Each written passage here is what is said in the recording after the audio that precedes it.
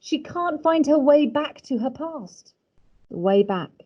She is utterly lost. She is quite literally homeless. She can't find her way back to the place that was like her home. Then I see it's impossible, and I go on driving. My thoughts, do you notice how that she does that? Drifting elsewhere. In fact, the pavilions. I spot them all over the country. So, for example, pavilions on sports fields. Little white prefab buildings with a row of windows unnaturally high up, tucked almost under the eaves. I think they built a whole lot in the 50s and 60s, which is probably when ours was put up. If I drive past one, I'll keep looking over for as long as possible, and one day I'll crash the car like that, but I keep doing it. Not long ago, I was driving through an empty stretch of Worcestershire, and I saw one beside a cricket ground. So like ours at Hailsham, I actually turned the car and went back for a second look, trying to find herself, to find her place. Her place. The place she belongs. The creature huts, hovels, constantly tries to find his place. We loved our sports pavilion, maybe because it reminds us of little cottages people always had in picture books when we were young. Picture books. Not their own homes, not families, not homes, not families. They're institutionalized, brought up in institutions.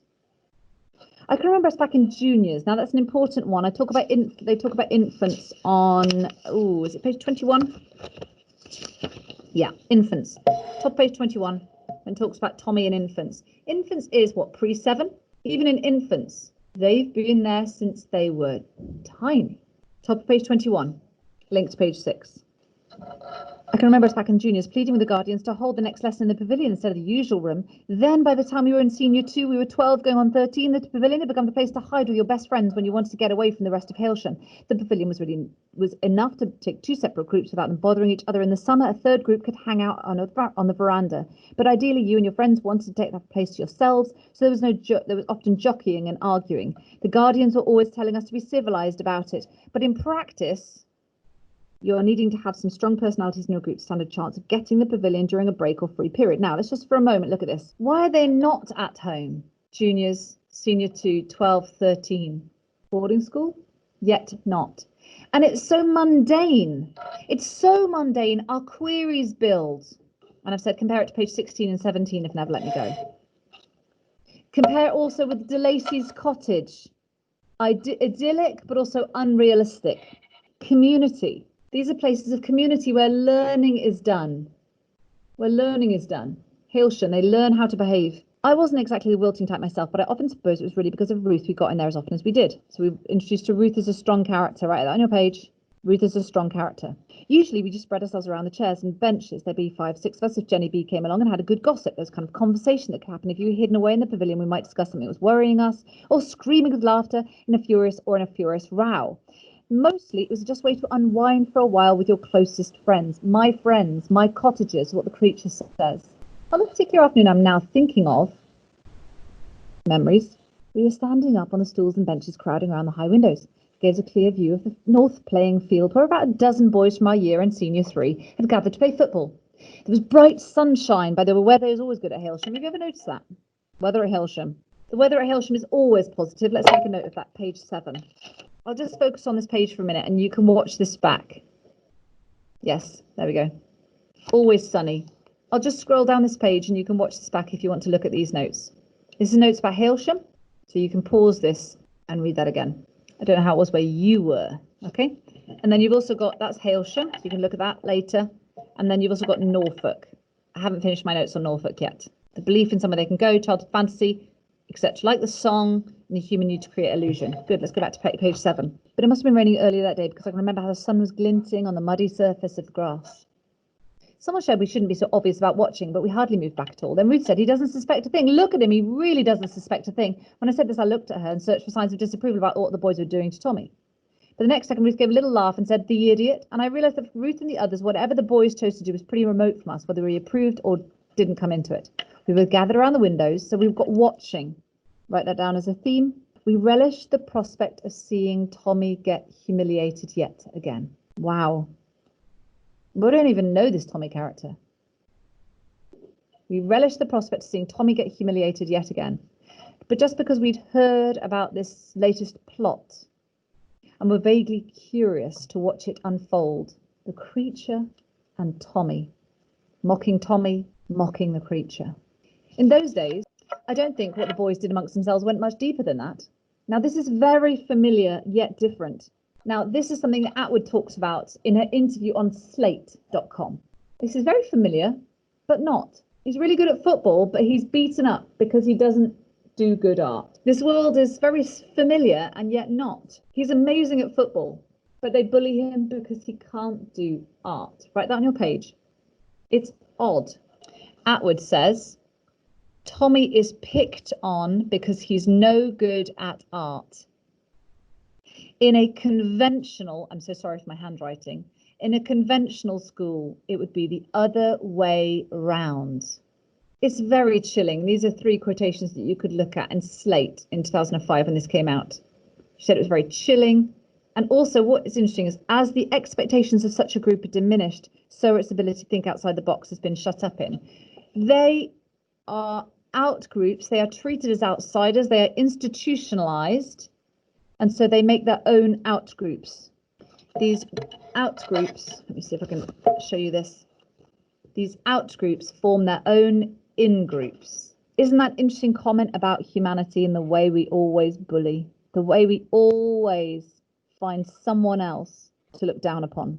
That's what we're all taught, isn't it? We're all taught to seek after power, to look down on someone who's less powerful than us. It's an interesting comment about humanity. We are taught to gather power. For Ruth and the others, it was detached, and the chances are that was how much. Maybe I'm remembering it wrong. Memory, by the way, just highlight that for a moment. Maybe I'm remembering it wrong. She admits she's an unreliable narrator. I came back, I did that in session 1. Unreliable narrator. She questions herself. Maybe even then, when I saw Tommy rushing about that field, undisguised delight on his face to be accepted back in the fold again, about to play the game at which he so excelled. Maybe I did feel a little stab of pain. What I do remember is I noticed Tommy wearing the light blue polo shirt he got in sales the previous month. The sales? We assume it's a shop, by the way, don't we? The one he was so proud of. I remember thinking, he's really stupid playing football in that. It'll get ruined. Then how's he going to feel? She doesn't sound a lot like a teenager to me. She's a very unusual teenager. Don't you think? That's something that Helen will come back to in chapter 2. I remember thinking, so out loud I said to no one in particular, Tommy's got a shirt on, his favourite polo shirt. She's observant. I don't think anyone heard me because they were all laughing at Laura, a big clown, mimicking one after the other the expressions that appeared on Tommy's face as he ran, waved, called, tackled, then mocking him. The other boys were moving around the field that deliberate, languorous way they have when they're warming up, but Tommy in his excitement seemed already to be going full pelt. I said louder this time, he's going to be sick if he ruins that shirt. This time Ruth heard me, but she must have thought I'd meant it as some kind of joke because she laughed half-heartedly, then made some quip of her own. Then the boys stopped kicking the ball about and were standing in a pack in the mud, their chests gently rising and falling as they waited for the team picking to start. The 2 captains who emerged from senior 3, that everyone knew Tommy was a better player than any of that year. They tossed for first pick. Then the one who'd won stared at the group. It's prattling. Tone of mundanity. It's mundane. And what we do, of course, is we draw out what's not said. That's a really important thing, isn't it? We draw out what is not said. We're realizing that they don't value him for his football, or we're about to. Look at him, someone behind me said. He's completely convinced he's going to be first pick. Just look at him. He's not. There was something comical about Tommy at that moment. And for me, this is the creature. So hopeful. Thinking that he can fit in, thinking that he could be loved, thinking he could have a mate. And we as readers knowing it's impossible. We as readers knowing it is impossible. He's a monster. He's hated. He's hideous. He's ugly. He's deformed. And human nature is to never accept someone who looks different. We are inbuilt to be unpleasant. Something that made you think, well, yes, if he's going to be that daft, he deserves what's coming. The other boys were all pretending to ignore the picking process, pretending they didn't care where they came in the order. Some were talking quietly to each other, retying their laces, others staring down at their tram on the mud. But Tommy was looking eagerly at the senior 3 boy as though his name had already been called. Laura kept her performance all the way through the team, picking 2 different expressions that went across Tommy's face, bright, eager one, the puzzled concern when 4 picks had gone by and he still hadn't been chosen.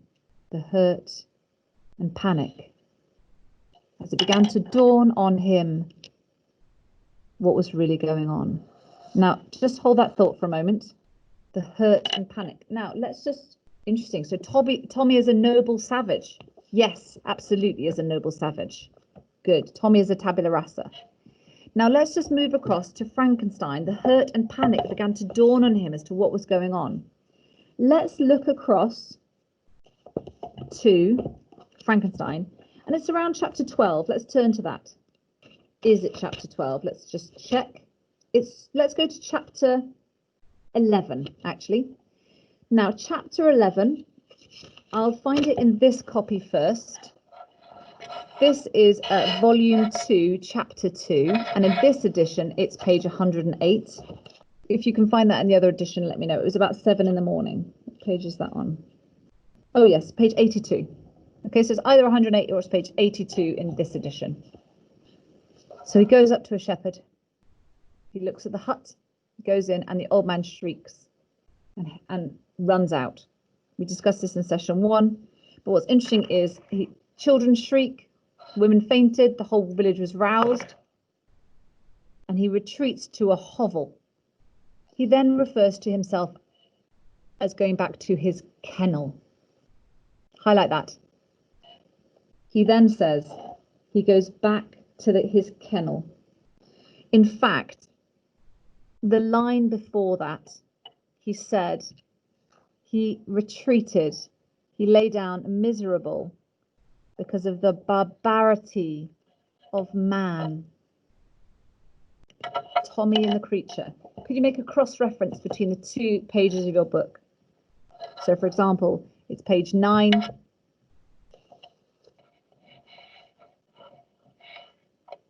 He sees himself as less than human.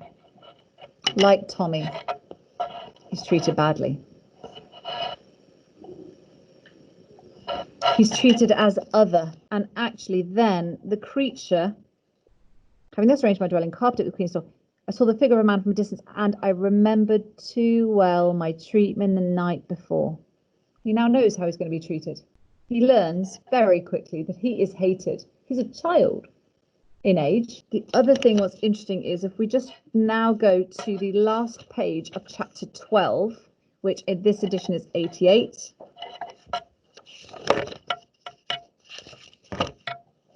So this is why we need to learn quotations rather than necessarily being able to say in this chapter, because of course everyone has different chapters. In the other edition, it's page 116. He sees himself in a pool like Narcissus. You can look that reference up. He's watched the de Lacys and seen that they're beautiful and perfect and friendly and loving. And he then sees himself in a pool and he starts back, unable to believe that it was indeed I who was reflected in the mirror. And he realizes he's a monster.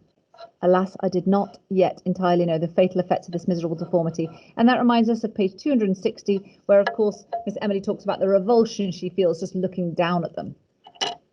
Good. Let's go back to chapter 1 when you're ready. Tommy doesn't realize, like the creature, hurt and panic, page 83. CF means cross-reference, page 83. I didn't keep glancing around at Laura, though, because I was watching Tommy. I only knew what she was doing because the others kept laughing and egging her on. So she's really intuitive. She's watching Tommy very closely. Then when Tommy was left standing alone and all the boys began sniggering, I heard Ruth say, "It's coming. Hold it. 7 seconds, 6, 5." She never got there. Tommy burst into thunderous bellowing, and now the boys, now openly laughing, started to run off towards the south playing field. Tommy took a few strides after them. It's hard to say whether his instinct was to give angry chase or whether he was panicked at being left behind. In any case, he stopped and stood there, glaring about after them, his face scarlet. Then he began to scream and shout a nonsensical jumble of swear words and insults. And make sure you do a cross-reference, 268, 269, and page 9. Tommy raging against the situation he's in, raging against his scenario, just as the creature says. In chapter 16 of Frankenstein, that's how it starts. Very important, Tommy and the creature. Cross-reference chapter 16, so let's move to page 104. Or chapter 16, your other edition. It might be volume 2, chapter 8. You've got the other edition. He says he feels like hellish and going on to, for example, he gives himself over to death. He gives himself over to being hellish. As night advanced, a fierce wind arose in the woods, quickly dispersed the clouds. The creature lights a dry branch of a tree and dances with fury around the devoted cottage my eyes saw fixed on the western horizon. He then lights it and dances around the house. And this is really important. Raging of the creature. Hellish dance. Hellish dance. He takes fire, takes control of power, fights back. He rages against the system he is in, just as Tommy rages against the system he is in. Page 107 of Frankenstein. Page 9. Never. We'd all seen plenty of Tommy's tantrums by then. Very important.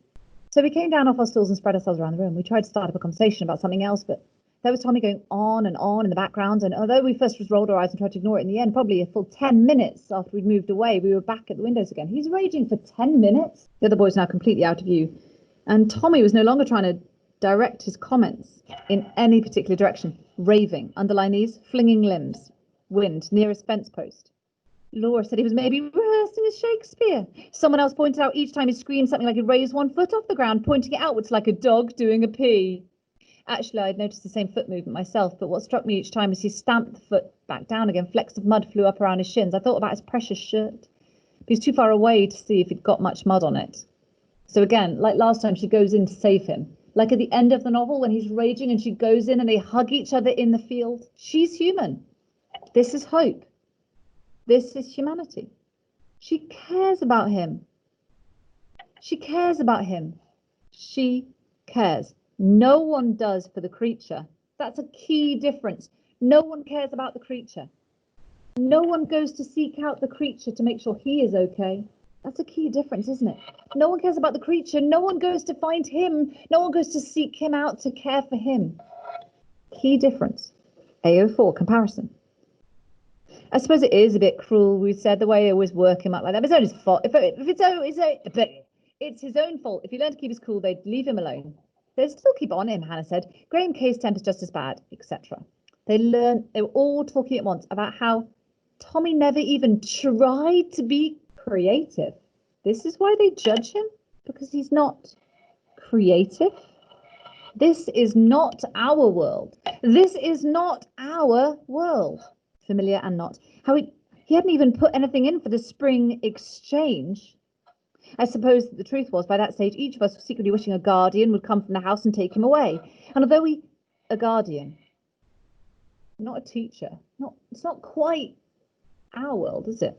We had taken our ringside seats and we were starting to feel guilty there was no sign of a guardian, so we kept swapping reasons why Tommy deserved everything he got.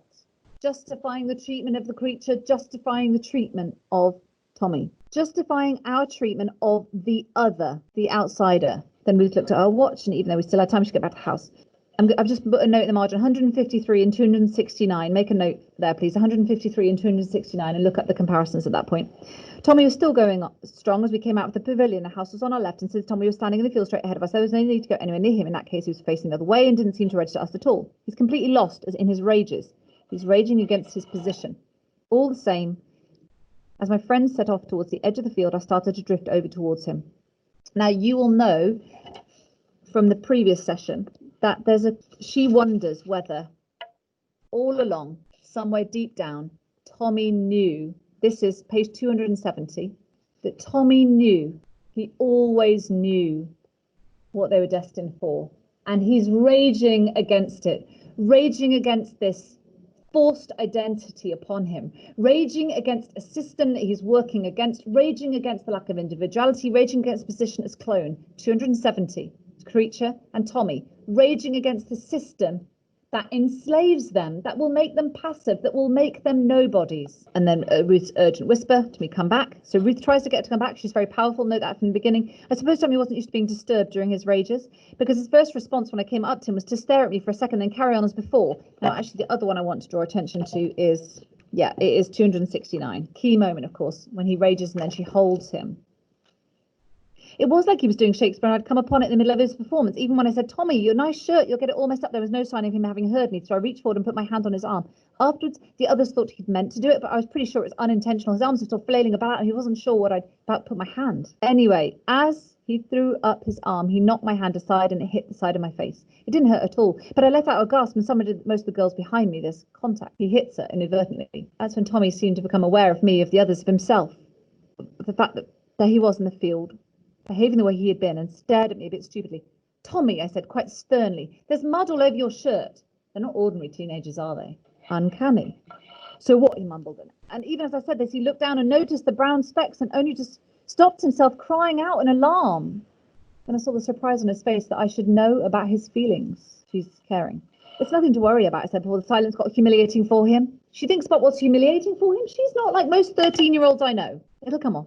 If you can't get it off, you can take it to Miss Jodie. Who's Miss Jodie? He went on examining his shirt. There's nothing to do with anyway. But seemed to regret immediately this last remark and looked at me sheepishly. She'd had enough of him by now, particularly with all the girls watching. But I knew any number of the other windows from the main house, so I turned away with a shrug and rejoined my friends. Ruth put an arm around my shoulders as we walked away. At least you got him to pipe down, she said. Are you okay? Mad animal. Dehumanized. They are taught self-control. They are socialized to be passive. Someone who rebels is bullied into passivity. Isn't that interesting? And then let's do a few little bits of comparison. Kathy's interested in human relationships. She's intuitive. She notices things. She's intuitive. Whereas Walton seems unable to form them. Kathy is able to form human relationships. Walton struggles to form human relationships. Or perhaps this is a similarity, that actually Kathy can't quite make relationships work. Chrissy and Richard can't quite make it real. They copy, they pretend. These outsiders don't quite have natural human relationships. The creature, Kathy. Now, Margaret Atwood on Slate.com in her interview in 2005 said, the students of Hailsham are human sacrifices offered up on the altar of improved health for the population at large. That was a quotation from Atwood.